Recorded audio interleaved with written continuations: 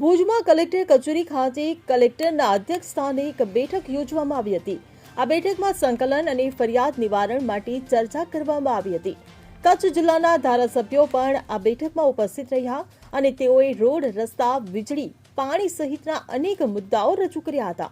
કચ્છ કલેક્ટરે અધિકારીઓને કડક ટોકતા તેમને તાત્કાલિક ધોરણે કામગીરી માટે સૂચનાઓ આપી હતી અને અધિકારીઓને કડક રીતે કામ કરવા માટે હિમાયત આપી। Bureau report CN24 news. હવે જુઓ દેશ દુનિયાની તમામ ખબરો તમારી આંગળીના ટેરવે। ઉઠાવો મોબાઈલ અને Google Play Store પરથી ડાઉનલોડ કરો અમારી CN24 ન્યૂઝ મોબાઈલ એપ।